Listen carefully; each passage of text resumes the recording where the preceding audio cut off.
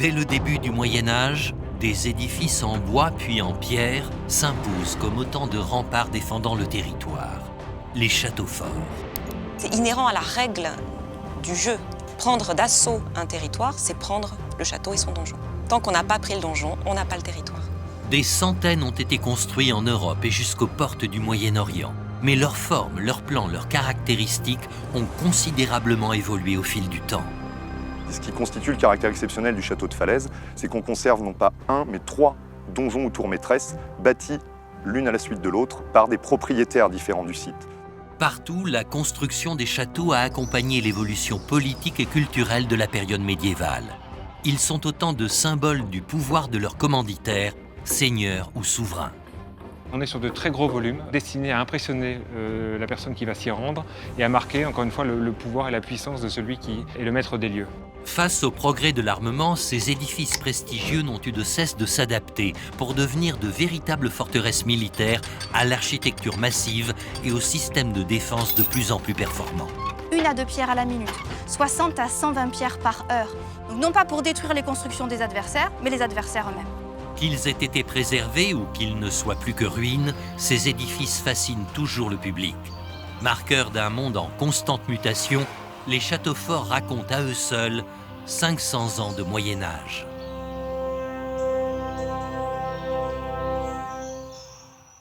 Pendant 5 siècles, de l'an 1000 à 1500 environ, les châteaux forts auront 3 fonctions: le logement, la défense et l'affirmation du prestige. Leur apparition aux 4 coins de la France ne doit rien au hasard. Elle est intimement liée à une période charnière de notre histoire. Car à l'origine, seuls quelques castrums ou quelques villas fortifiées avaient été érigées à la frontière de l'Empire. La longue période de paix romaine avait en effet rendu inutile toute fortification sur le territoire. Mais au IXe siècle, la partition de l'Empire de Charlemagne affaiblit considérablement l'unité impériale. Face à cette faiblesse du pouvoir public, de nouvelles catégories sociales émergent, issues des familles de l'aristocratie rurale. Une multitude de petits seigneurs s'octroient les pleins pouvoirs sur des territoires qu'ils vont à présent devoir défendre. D'autant qu'à partir des 8e et 9e siècles, le territoire de cette vaste région qui deviendra la France est assailli par de multiples invasions. Les Hongrois à l'est, les Vikings au nord et à l'ouest, les Sarrasins au sud. Pour tenter de faire barrage, l'Europe se couvre alors de fortifications. D'abord dans l'ouest et le sud de la France, puis jusqu'en Normandie, en Allemagne et en Angleterre. Profitant de la vacance du pouvoir politique, les seigneurs locaux vont faire de leurs châteaux des lieux d'exercice du pouvoir. Ils s'approprient donc le droit de les bâtir et conçoivent des fortifications constructibles en un temps record, les mottes castrales, élevées sur des tertres artificiels. La taille moyenne de ces tertres en forme de cône est d'environ 30 mètres de diamètre à la base pour une dizaine au sommet. Leur hauteur varie de 6 à 12 mètres, tandis que la tour qui se dresse au sommet peut atteindre les 25 mètres. En contrebas se trouve la basse-cour, le plus souvent circulaire ou ovale, entourée d'un fossé et d'une palissade. Une tour-porte en bois peut en défendre l'accès. C'est là que se trouvent les bâtiments de service, écuries, fours, pressoirs ou forges. Le château à motte de Saint-Sylvain d'Anjou est l'une des reconstitutions les plus fidèles de ce type de construction. Il s'agit d'un projet un petit peu particulier puisqu'en fait à l'origine, à Verrières en Anjou, donc se situait une motte castrale, donc comme on pouvait en voir au Moyen-Âge. Donc l'idée c'était vraiment de reconstituer un château à motte comme on pouvait en voir au début du XIe, XIIe siècle. Alors les caractéristiques du château à motte sont très visuelles. Alors, on a essentiellement donc cette palissade en bois qui va ceindre donc tout le château, avec donc les meurtrières et puis les pieux qui sont au-dessus. Et puis on a également donc le fossé qui est en eau, donc les douves tout autour qui vont permettre d'assurer la protection. Et puis évidemment l'élément caractéristique du château à motte, c'est vraiment cette tour donc qui est placée sur une motte de terre assez haute. C'est un château qui est à la fois rapide mais aussi économique à construire.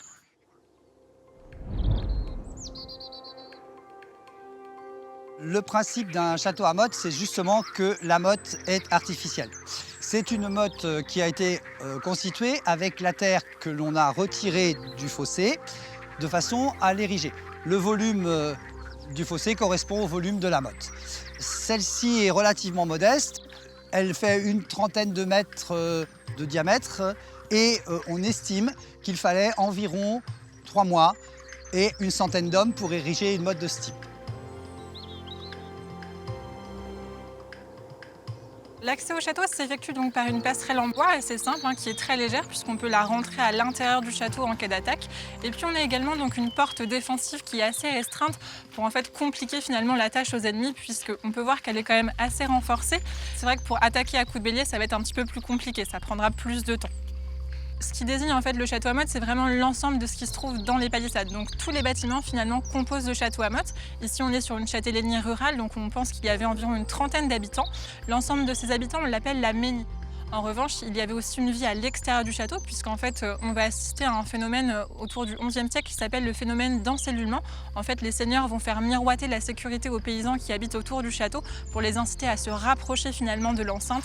Donc tout va vraiment s'organiser. Les paysans vont venir commercialiser leurs produits dans le château. Il y a vraiment un rapport de dépendance qui va s'instaurer. Ces forts liens de dépendance entre le seigneur et le reste de la population marquent bien au Xe siècle la naissance de la féodalité. Symbole de ce pouvoir décentralisé, les châteaux à motte vont se multiplier pendant près de 2 siècles. Leur tour est le signe du prestige et de l'autorité des seigneurs. Donc aujourd'hui, nous accédons à la motte par un escalier. Mais à l'époque, nous avions plutôt une passerelle jetée au-dessus de la douve, depuis la motte jusqu'à la cour, et une passerelle recouverte de planches qu'on pouvait démonter très rapidement, de façon à couper l'accès à l'ennemi si on venait se réfugier sur la motte. Et au dernier étage, la tour donc, est munie d'un our, donc une partie débordante, munie d'ouvertures qui va permettre de jeter des pierres, de tirer à l'arc, de façon à ce que l'ennemi ne puisse pas rentrer à l'intérieur de l'édifice.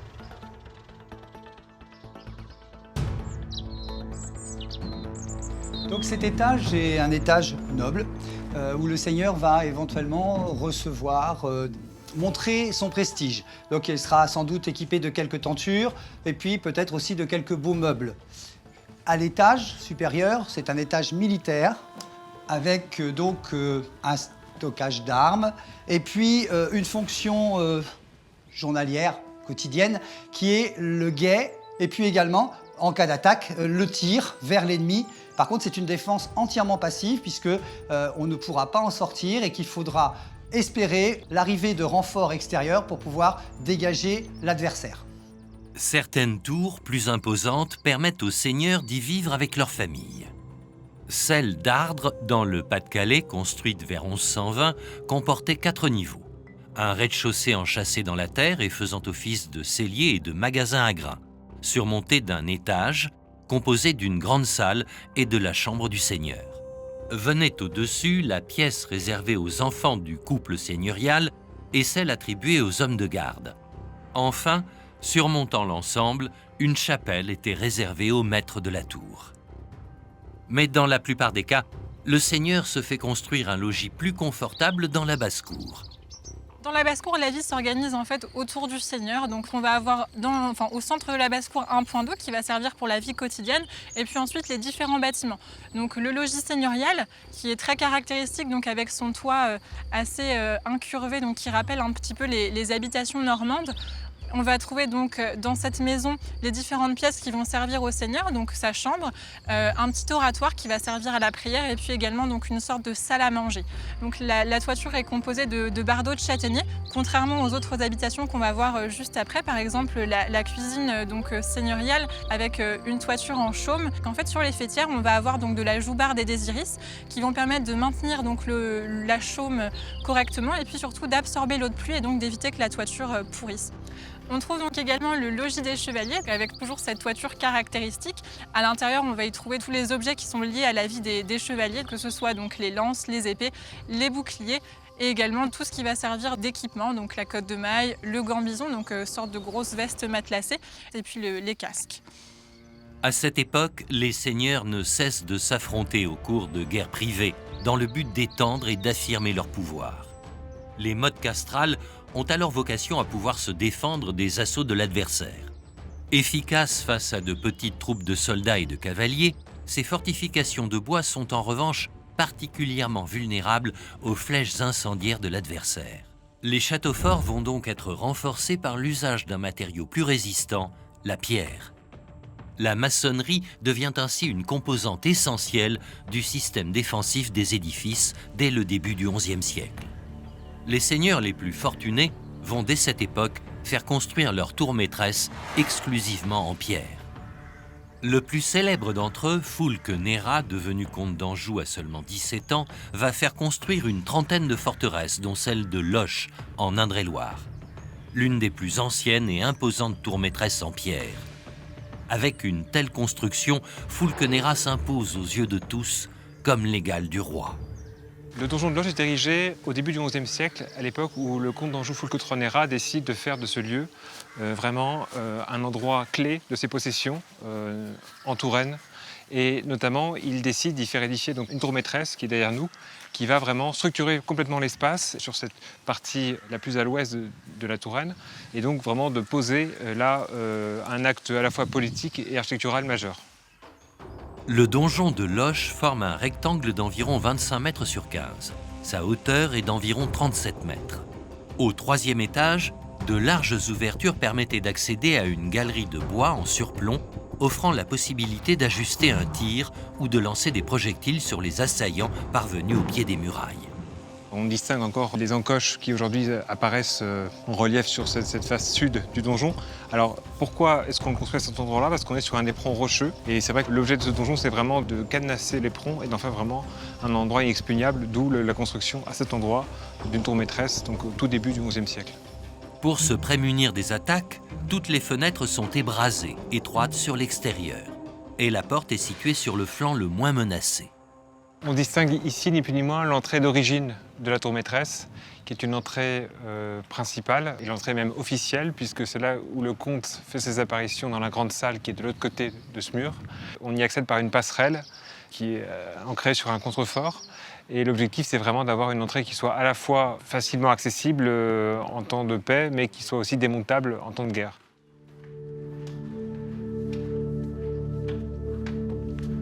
Sur le flanc nord-ouest, une seconde entrée plus discrète, aménagée pour les domestiques et les soldats, est protégée par un avant-corps rectangulaire, le petit donjon.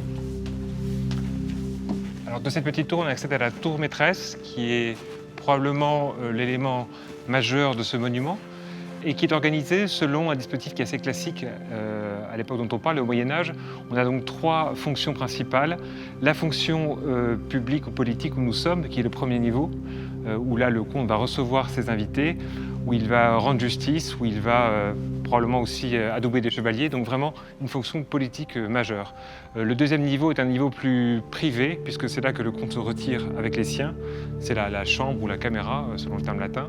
Et cet espace, en fait, communique avec la capella, donc avec la chapelle, qui est un lieu d'oraison où, là encore, la famille comtale peut se retirer. Et enfin, on culmine avec le troisième niveau, qui est un niveau défensif, qui peut être investi par le corps de garde, par la garnison, en cas d'attaque potentielle. Donc vraiment, une superposition de fonctions qui sont toutes complémentaires l'une de l'autre. Ce qu'on peut aussi dire de ce monument, c'est la grande qualité architecturale de son équipement intérieur, avec notamment une série de hautes coniques donc qui désignent l'emplacement ancien des cheminées. Et également, ce qu'on peut indiquer, c'est qu'on est sur de très gros volumes. On a cette première salle qui est une salle qui fait pratiquement 7 mètres de hauteur, qui en longueur fait au moins une vingtaine de mètres et une dizaine de mètres en largeur. Donc vraiment des espaces qui sont destinés à impressionner la personne qui va s'y rendre et à marquer, encore une fois, le pouvoir et la puissance de celui qui est le maître des lieux. Au début du XIIe siècle, ces nouvelles tours maîtresses en pierre vont peu à peu se généraliser, y compris au sein des fortifications plus modestes. Ce sera le cas à Gisors, dont le premier château à motte date de la fin du XIe siècle. Lors de la rébellion des seigneurs normands contre la tutelle anglaise, cette forteresse subira son premier siège en 1120. Dès lors, son souverain anglais jugera plus sûr d'édifier en lieu et place de l'ancienne tour de bois un donjon en pierre de taille de forme octogonale abrité derrière une solide enceinte circulaire, la Chemise. Sur Gisors, on a vraiment une des mottes les mieux conservées probablement d'Europe, avec une chemise qui est également très bien conservée et sur laquelle on retrouve également le donjon. On est à Gisors, donc sur une ville qui est stratégique pour les monarchies qui sont rivales, qui s'arrachent le château au fur et à mesure du temps. Le château est un coup normand, un coup français. Il faut absolument mettre des défenses particulières à ce château pour le protéger. C'est pour ça notamment que sur la face nord du donjon, on va avoir des constructions qui vont se rajouter au fur et à mesure de façon à protéger l'intérieur du site. Donc on met en place de nouvelles techniques et ça permet également aux rois de pouvoir montrer leur puissance. Plus ils construisent des choses impressionnantes, plus ils assoient leur pouvoir. L'intérêt d'une telle construction repose uniquement sur sa défense passive, sa capacité à résister aux assauts répétés de l'ennemi. Les obstacles sont donc multipliés pour empêcher l'assaillant de pénétrer à l'intérieur du château. Des fossés larges et profonds, de multiples enceintes aux murailles élevées et solides, et des organes de défense avancés, comme la barbacane, censée retarder la progression de l'ennemi. La tour maîtresse, ainsi retranchée, doit rester imprenable, car le donjon, symbole du pouvoir et de l'autorité des seigneurs, est également leur lieu de résidence. Ces tours maîtresses, construites selon un plan quadrangulaire simple à bâtir, sont ainsi appelées tours-résidence ou tours-palais. Le modèle anglo-normand de ce type de donjon est la tour de Londres, construite vers 1070 sur ordre de Guillaume le Conquérant. On trouvera également en Normandie le grand donjon du château de Falaise, bâti sur ce même modèle au tout début du XIIe siècle. De nos jours, cette fortification offre un amalgame d'architecture très varié, mais à l'origine, pas de tour ronde. La forme carrée ou rectangulaire reste le standard. Le château de Falaise est un des premiers châteaux de pierre, très vraisemblablement l'un des plus anciens de Normandie, voire peut-être de France, qui est dès l'origine constitué de défenses maçonnées. La présence d'un château à Falaise peut s'expliquer pour plusieurs raisons. Déjà, très certainement, la volonté de contrôler, comme c'est souvent le cas, un point de passage, des voies de circulation, puisqu'on a deux routes déjà se croisant à proximité du rocher sur lequel on a choisi d'implanter le château de Falaise. Et puis le fait aussi, sans doute, de sa proximité, sa relative proximité avec la zone frontière, souvent assez disputée au XIe, au XIIe siècle entre comtes d'Anjou et ducs de Normandie. C'est ce qui constitue le caractère exceptionnel du château de Falaise, c'est qu'on conserve non pas un, mais 3 donjons ou tours maîtresses, bâtis l'une à la suite de l'autre par des propriétaires différents du site. Le plus ancien de ces donjons, c'est le donjon palais qui se trouve derrière moi, la grande tour rectangulaire que l'on doit, alors non pas à Guillaume le Conquérant, qui n'a jamais connu les donjons tels que nous les voyons, mais que l'on doit à l'un de ses fils, Henri Ier d'Angleterre, dit Beauclerc. C'est une tour refuge, c'est une construction défensive. On n'a pas encore tellement conçu de structures défensives qui permettent de faire mal à un éventuel attaquant. L'idée, c'est plutôt de compter sur l'épaisseur et la solidité de ces murs, derrière lesquels on va se réfugier en cas de siège et en ayant stocké bien sûr en prévision d'un éventuel siège suffisamment de ressources alimentaires permettant de tenir autant que possible à l'intérieur. Mais ce modèle de donjon quadrangulaire conçu essentiellement pour une défense passive montre vite ses limites. Les 4 coins de la construction, aux arêtes saillantes, sont difficiles à protéger et à défendre. Profitant de ces angles morts, l'ennemi peut facilement accéder au pied du donjon et y creuser des sappes, des galeries souterraines courant sous les murailles ou les tours et étayées de poutres de bois qu'il suffit d'enflammer pour faire s'effondrer l'enceinte du château et y pénétrer. Autant l'extérieur est relativement austère, le principal c'est que les murs ne permettent pas l'escalade, soient suffisamment résistants à la mine ou à la sape, mais l'intérieur se doit d'être digne, bien évidemment, d'une maisonnée seigneuriale. Donc on y multiplie les éléments de confort qui rendent le séjour du seigneur à l'intérieur de la tour le plus agréable possible. Depuis l'époque carolingienne, l'aménagement des logis seigneuriaux s'organise autour de 3 espaces de vie essentiels. La aula, pièce principale et lieu d'exercice du pouvoir, la camera, à savoir la chambre privative du seigneur et de sa famille, et la capella, la chapelle, lieu de recueillement et de culture incontournable au Moyen-Âge. Des aménagements et des décors aujourd'hui disparus, mais que la technologie 3D permet de reproduire. À Falaise, des tablettes numériques offrent une visite de ces espaces en réalité augmentée. Donc ça permet de superposer sur l'existant actuel des éléments autrefois présents dans la pièce. On se trouve par exemple ici dans la salle principale du palais des ducs de Normandie à Falaise au XIIe siècle. C'est ce qu'on appelle donc la salle ou l'aula. C'est la salle de réception. C'est une salle d'apparat qui est volontairement très luxueuse à l'époque, très ostentatoire. Donc on a restitué cette idée d'éléments de décor, aussi bien qui peuvent être des peintures murales, hein, comme vous le voyez ici, ou des éléments de confort et de décor supplémentaires, en installant bien évidemment ces tentures, ces rideaux, qui permettent à la fois de décorer, mais aussi de réchauffer les lieux. On a voulu faire revivre à Falaise quelque chose qui est souvent oublié dans les visites de château, c'est l'omniprésence de la couleur dans le quotidien des gens du Moyen-Âge. On aime la couleur, on a le goût de la couleur. Donc pour les seigneurs, c'est aussi une manière, bien évidemment, de montrer leur richesse. C'est un véritable signe extérieur de richesse. On peut ensuite découvrir la salle suivante, qu'on appelle à l'époque la chambre, qui n'est pas uniquement la chambre à coucher du seigneur, mais plus globalement les appartements seigneuriaux. Et puis on peut bien évidemment aussi enfin découvrir la chapelle, très belle chapelle du XIIe siècle, typique de l'architecture romane, qui là encore se voit à nouveau un petit peu sublimée, rehaussée des couleurs qu'elle a perdues. Et puis enfin, bien évidemment, on termine par les espaces de stockage, donc les celliers, mais aussi des salles dans lesquelles les soldats pouvaient, entre deux périodes de service, passer le temps, puisque cette tour sert de casernement. À la fin du XIe siècle, la France est couverte d'une multitude de châteaux.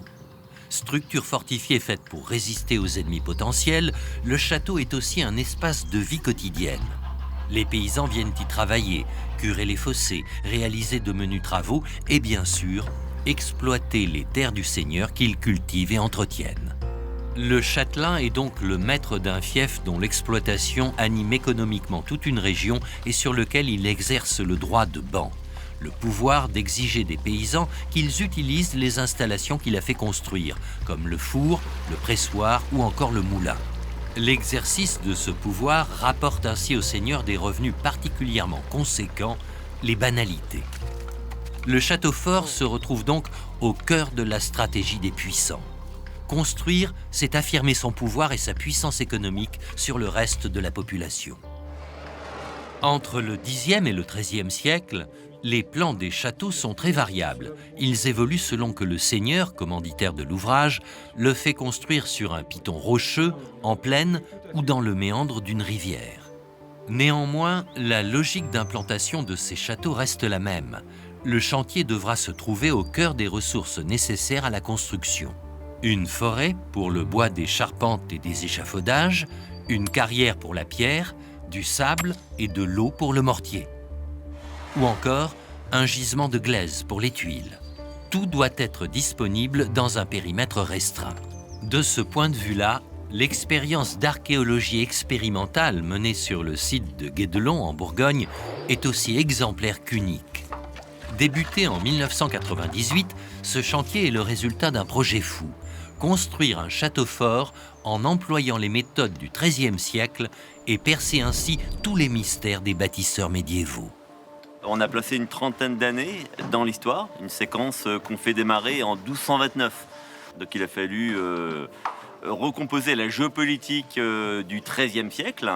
On a imaginé un petit seigneur qui construit donc un programme de petits châteaux. Seigneur de Guédelon, il est vassal de Jean de Toucy, un personnage qui existe à l'époque, et ce qui va nous donner finalement tout le programme et les moyens pour construire.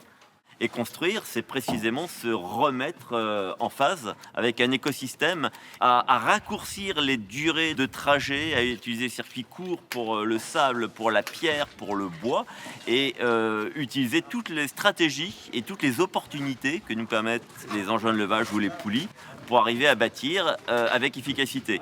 Guédelon utilise les mêmes matériaux qui auraient pu être utilisés au XIIIe siècle. Et là, c'était vraiment se lancer dans une aventure à la fois humaine et technique, jamais réalisée. Au XIIe et XIIIe siècle, la construction d'un château de taille moyenne était généralement achevée en une quinzaine d'années, bien que les commanditaires les plus riches pouvaient aller beaucoup plus vite. Au Moyen-Âge, les bâtisseurs travaillent en moyenne 200 jours par an, 8 heures par jour en automne et hiver, et 12 heures de Pâques à septembre. À Guédelon, Le château est directement implanté sur une carrière de grès ferrugineux. C'est du sable qui a été collé par de l'oxyde de fer, donc il y a de l'ocre, et les sables forment des couches sédimentées, mais que l'on peut assez facilement séparer. C'est une roche qui est clivée.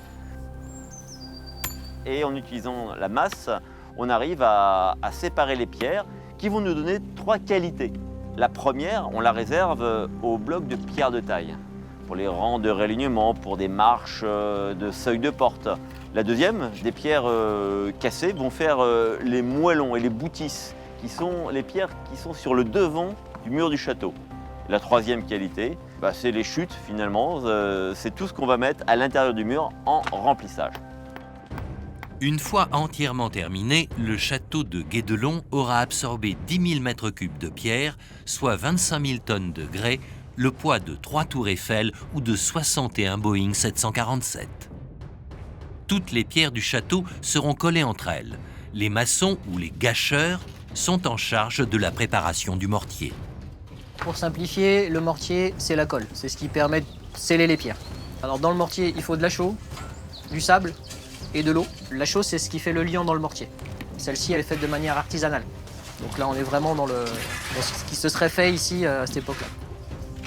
Au Moyen-Âge, les maçons sont généralement, comme les tailleurs de pierre ou les charpentiers, des ouvriers hautement qualifiés, capables de mettre en œuvre des savoir-faire millénaires. Ceux qui ont maîtrisé les mortiers de chaux, de sable, ce sont les Romains.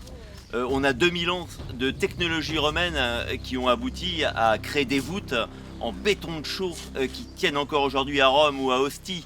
Et la difficulté du monde médiéval, c'était de récupérer cette technologie et la rendre aussi efficace pour pouvoir bâtir des enceintes de pierre solides.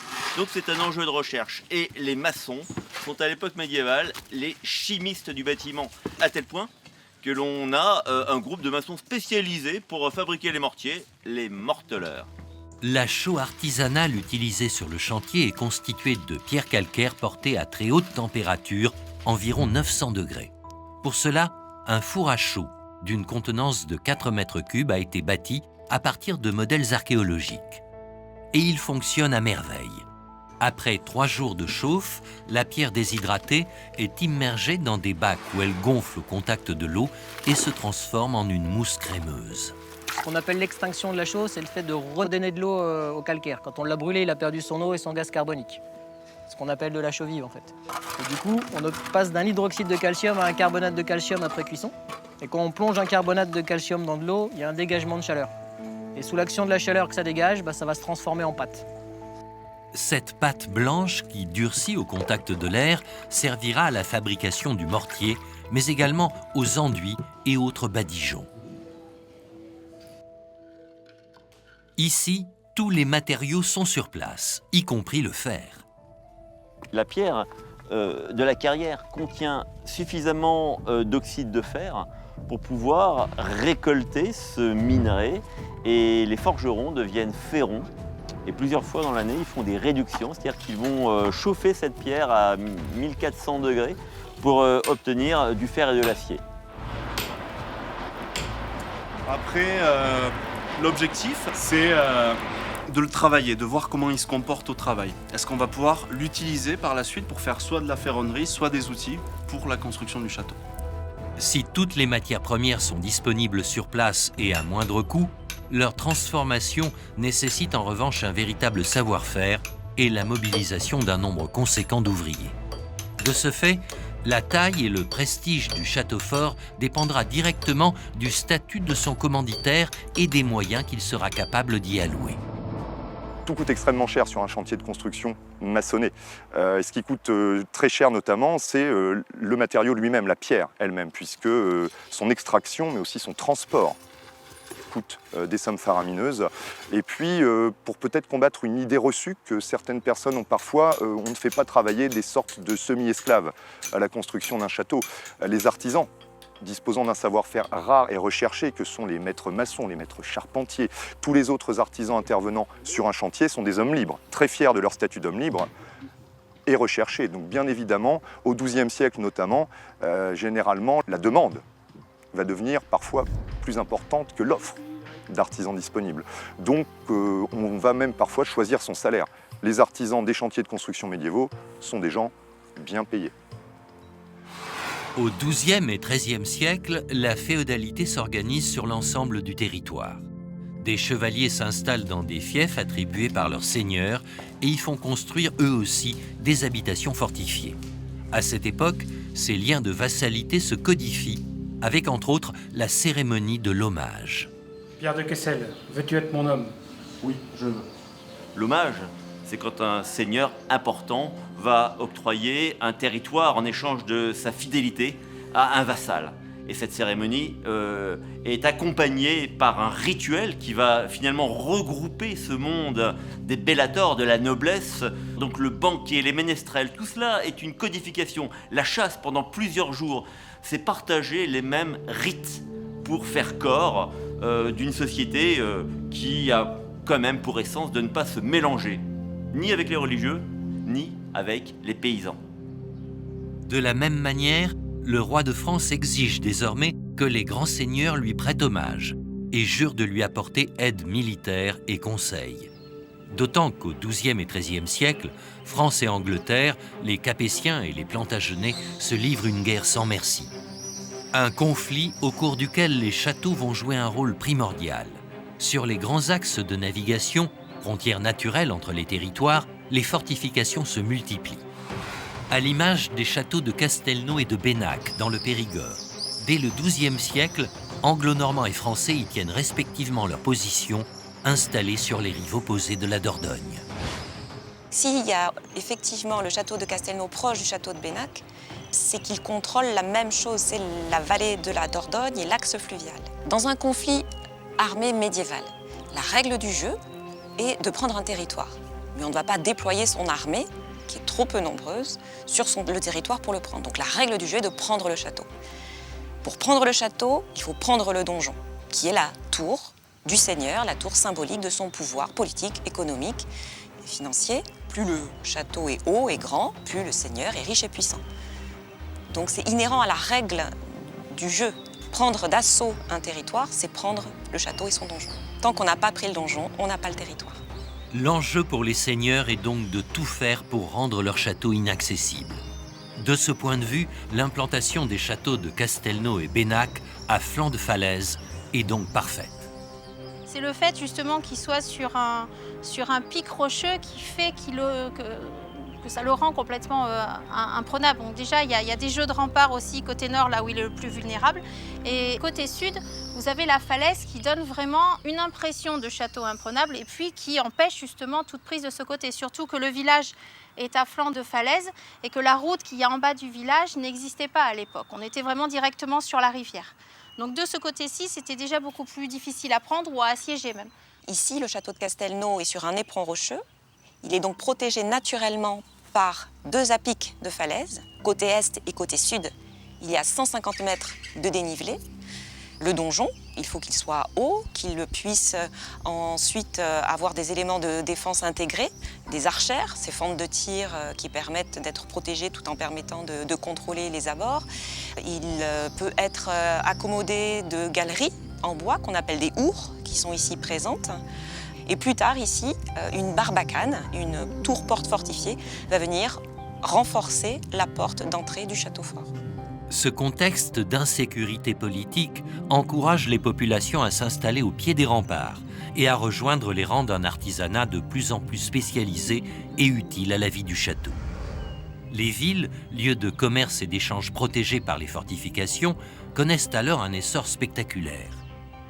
Plus il y a de protection à un endroit donné, compte tenu de la déliquescence du pouvoir royal au IXe et au Xe siècle, les bourgs vont se concentrer autour des châteaux.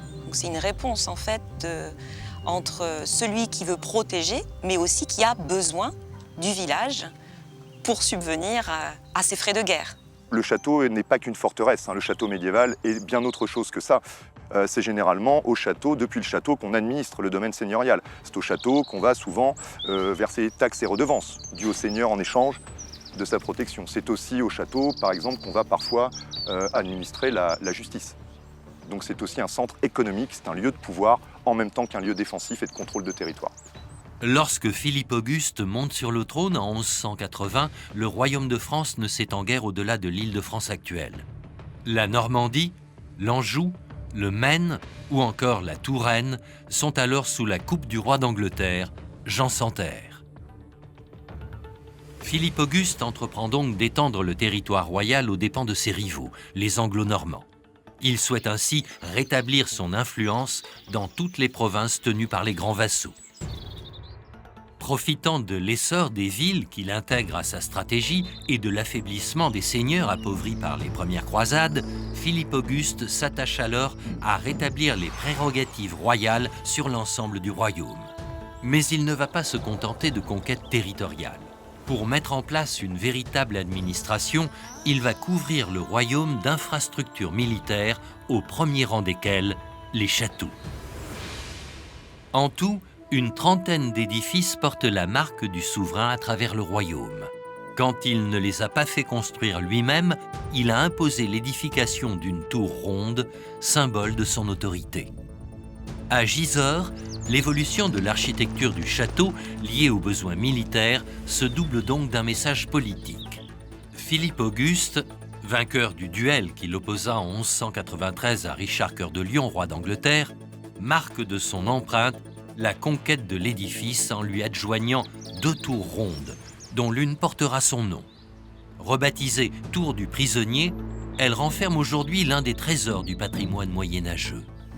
On est vraiment sur l'architecture typique des tours philippiennes.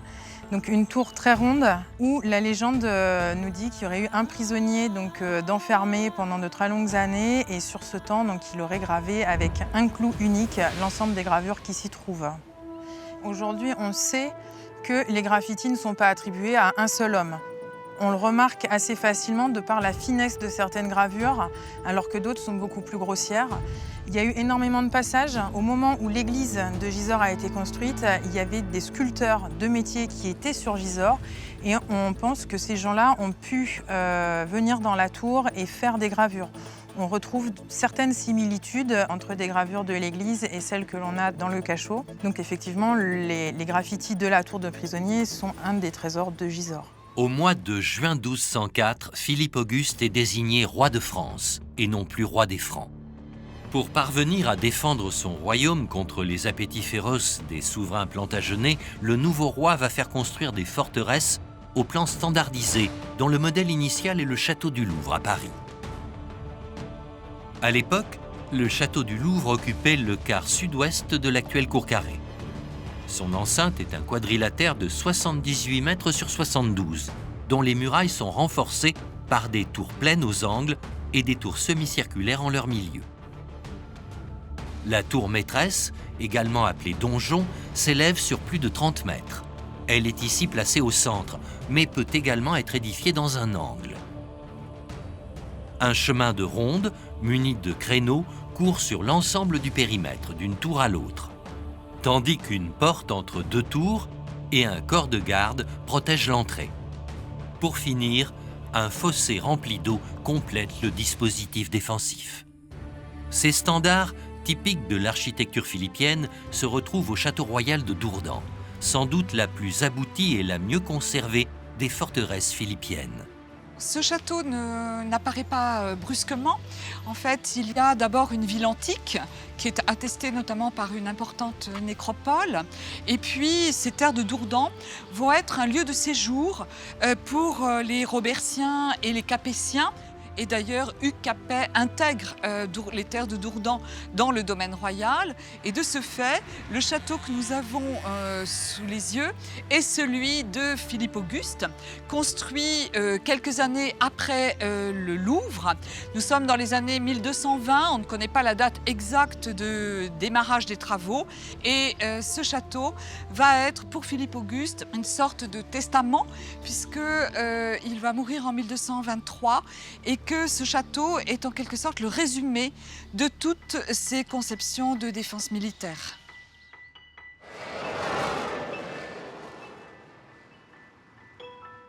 Alors c'est du haut de la tour maîtresse, qui n'a plus son toit de l'époque médiévale, que l'on peut le mieux observer le plan de ce château, qui est un plan quadrangulaire, avec des larges fossés de plus de 12 mètres de large. Les angles sont protégés par des tours circulaires.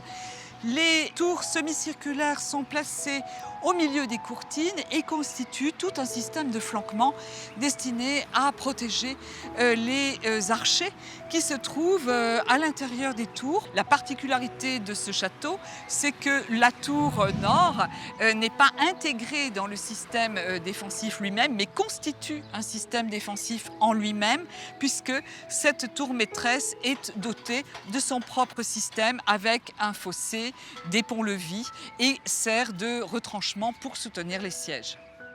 Avec l'architecture philippienne, la défense, jusque-là basée essentiellement sur le retranchement, devient donc de plus en plus active.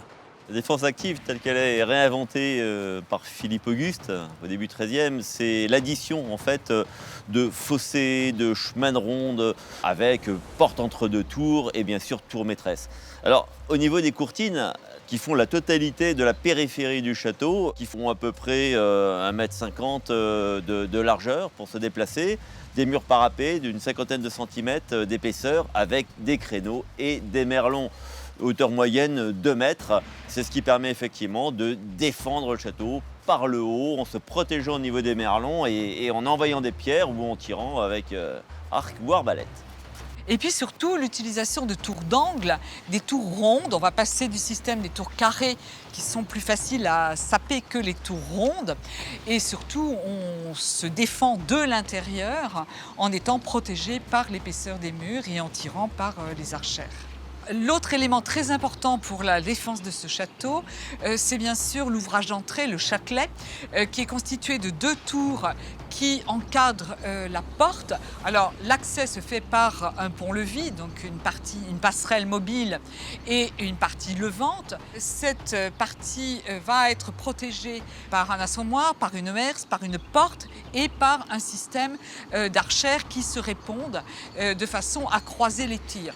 Les tours rondes, standardisées par Philippe Auguste, s'agrémentent le plus souvent à leur sommet de hourds, des galeries en bois dont les planchers sont ajourés afin de pouvoir jeter des projectiles sur les assaillants parvenus au pied des murailles. La rotondité offre surtout la possibilité de placer des fentes de tir à intervalles réguliers et en quinconce d'un étage à l'autre. Ainsi disposées, ces archères permettent aux soldats de nourrir leurs tirs dans toutes les directions sans aucun angle mort. Pour comprendre comment les architectes médiévaux ont appliqué ce concept et calculé les angles de tir, le chantier médiéval de Guédelon a invité Chantal Porte, championne du monde de tir à l'arc sur cible 3D. Elle a accepté de se prêter à une petite expérience. On a placé une cible sur le pont, qui est à peu près une quinzaine de mètres. Et la question qu'on se pose, est-ce qu'on va arriver à avoir une flèche qui passe haut la main dans la fente d'archère, qui ne fait que 7 cm. Et est-ce qu'on va arriver à avoir une amplitude de tir plus large et arroser sur 10 ou 15 mètres de largeur devant? Eh bien, je ne sais pas, parce que j'ai jamais tiré dans ce genre de situation. C'est une première. On va déjà essayer tout droit, parce que déjà, ça me fait un petit peu peur. C'est 7-8 cm qu'il y a. Et puis après, si tout va bien, on essaiera cette amplitude, voir ce qu'on peut faire.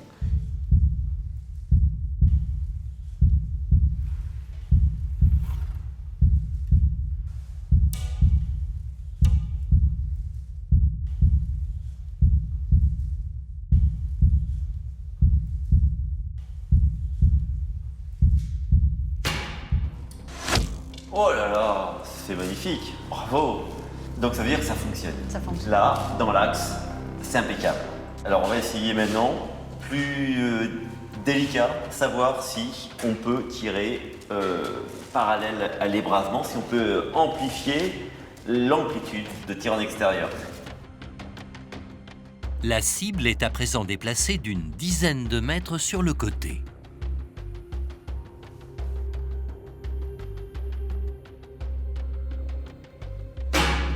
dedans. Waouh, parfaitement dans le mille. J'étais un peu sceptique, hein, mais je pense qu'on peut faire confiance aux gens du Moyen-Âge. Ils avaient déjà testé la chose et je pense qu'ils avaient vu juste. Ça veut dire qu'avec 7 cm d'ouverture d'archère, avec une largeur de 1,20 m, on peut couvrir sur le devant un champ de plus de 10 mètres. Ça veut dire qu'il pourrait même être plusieurs archers à tirer. Oui. Alors maintenant, on va essayer une dernière chose, de voir si, en tirant du pont, on arrive à faire rentrer une flèche à l'intérieur de la tour. Notre challenge. Allez. Et on est parti. C'est la première fois que tu attaques un château? Oui, c'est bien la première fois que j'attaque un château, oui. Bon, eh ben, on va voir comment ça va se passer. Allez, on y va.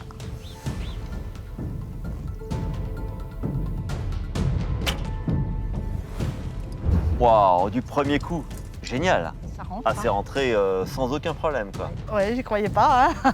Et donc, on n'est pas forcément à l'abri à l'intérieur du château. Eh bien, la preuve que non. Ces tours ont donc également dû s'adapter au risque d'incendie, lié à l'utilisation de flèches enflammées par les assaillants. Les planchers de bois ont alors progressivement laissé la place à des étages entièrement conçus en pierre et soutenus par des voûtes en croisée d'ogives. Une technique que les bâtisseurs médiévaux ont empruntée aux églises et aux cathédrales. Sur le chantier médiéval de Guédelon, les maçons ont appris à réaliser ces assemblages complexes, véritables défis à la pesanteur. Pour la voûte du rez-de-chaussée de la tour de la Chapelle, les tailleurs ont façonné 6 culots, 54 voussoirs de 25 cm d'épaisseur et une clé de voûte qui maintiendra la cohésion de l'ensemble. Les pierres portent des marques indiquant le sens de la pose, la position par rapport à la suivante et des marques lapidaires, un sigle facilement identifiable et rapide à exécuter, permettant de payer chaque tailleur en fonction de son rendement. Pour la voûte en croisée d'ogive, les charpentiers réalisent un cintre en bois sur lequel doivent reposer les pierres assemblées. Les forces s'exerçant entre les voussoirs permettent la stabilité de l'appareillage. Une fois le cintre retiré, la croisée d'ogive se met en charge.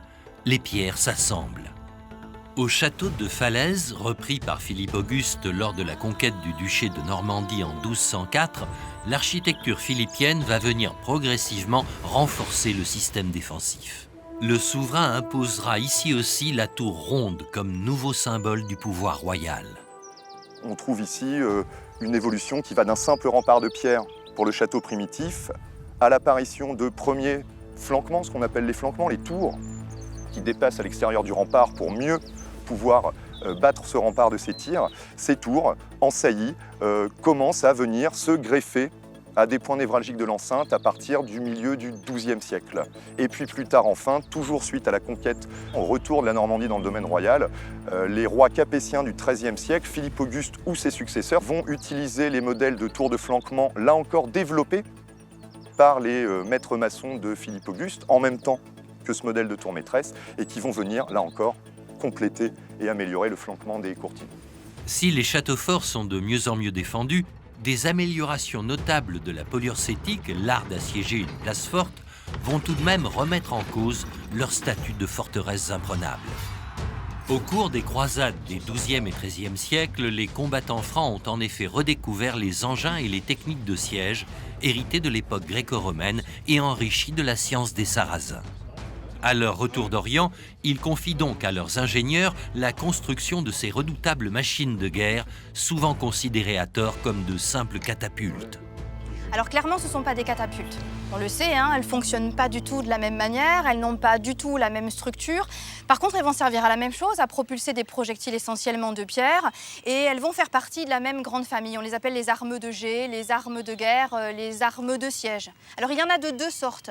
Certaines qui vont fonctionner sur le système de la traction humaine, comme c'est le cas des plus petits modèles d'engins de guerre, comme c'est le cas de la pierrière, tout au bout là-bas, comme c'est également le cas de la bricole, qui est installée un peu plus haut, plus à l'intérieur du château, ou bien des armes qui vont fonctionner sur un système de contrepoids, un système mécanique, soit contrepoids articulé, comme ce que l'on retrouve sur le trébuchet, soit contrepoids fixe, comme c'est le cas sur le mangonneau. Capables de propulser des blocs de pierre de plus de 100 kg contre les murailles des châteaux et d'y ouvrir une brèche, ces engins de siège pêchent toutefois par leur peu de maniabilité et la lenteur de leur cadence de tir. Avec ce modèle réduit de trébuchet, il faut environ 3 minutes à l'opératrice pour réarmer le bras et placer le boulet dans la fronde. Au Moyen-Âge, sur un engin de taille réelle, ces opérations prenaient 10 fois plus de temps et mobilisaient une douzaine de soldats. Avec un mangonneau, on ne peut envoyer que 2 à 3 boulets par heure. Donc une cadence effectivement de tir très très faible. Et avec un trébuchet, simplement un boulet toutes les 30 à toutes les 60 minutes. Simplement 1 ou 2 boulets par heure.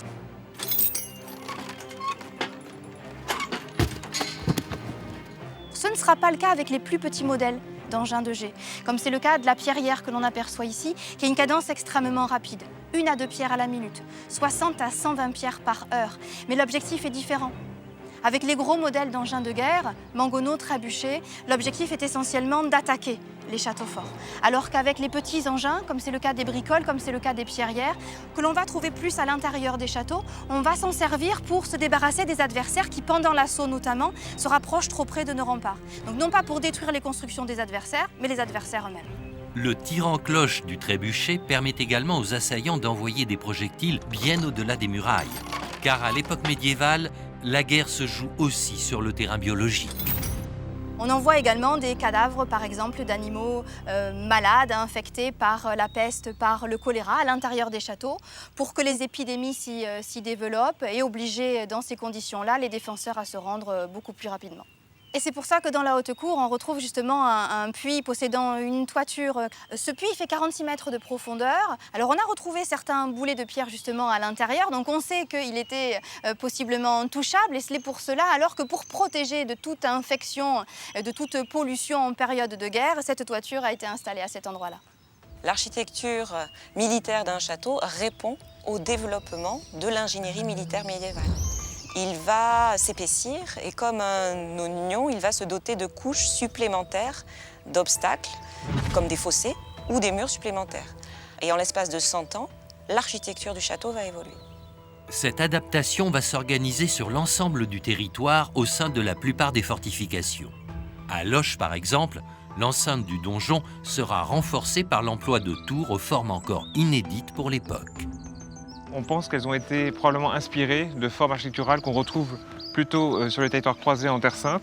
Alors ces tours ont une forme très singulière, ce sont des tours qu'on dit en amande ou à bec, qui ont une forme convexe, qui permet de faire rebondir et ricocher un potentiel boulet. Et il faut aussi indiquer que c'est des tours qui ont aussi une capacité offensive, puisqu'elles disposent d'un certain nombre d'archères. On est sur des tours qui font 25 mètres de hauteur, pratiquement 9 mètres de diamètre, et donc qui vraiment sont tout à fait en capacité de pouvoir absorber des attaques qui sont vraiment celles de la période troublée de la fin du XIIe, XIIIe siècle. Bénéficiant de l'expertise militaire des ingénieurs et financée par des rois de plus en plus riches et puissants, l'armée royale regroupe à cette époque des milliers d'hommes. Elle permet aux souverains d'intensifier leur conquête des territoires, affaiblissant considérablement la puissance des seigneurs locaux, souvent ruinés par les croisades menées en Orient. Ainsi, au début du XIIIe siècle, la Provence et le comté de Toulouse ont déjà intégré le royaume. Louis IX, petit-fils de Philippe Auguste, va consolider l'héritage entre 1226 et 1270, poursuivant l'idéal capétien d'un État qui s'étendrait de Brest à Strasbourg et de Lille à Aigues-Mortes. La féodalité connaît alors un net recul, à la faveur du pouvoir royal. Cette période du Moyen-Âge incarne véritablement la naissance d'un État jusqu'alors en gestation. Avec les successeurs de Philippe Auguste, le pouvoir régalien de plus en plus centralisé continuera de s'appuyer sur un important réseau de fortifications. Les châteaux forts n'auront alors de cesse de changer de fonction et de physionomie, prenant de nouvelles formes architecturales plus adaptées à leur défense et à la riposte face à des ennemis de mieux en mieux équipés. Incontournables dans le paysage, les châteaux forts s'enrichiront de nouvelles innovations pendant 2 siècles encore.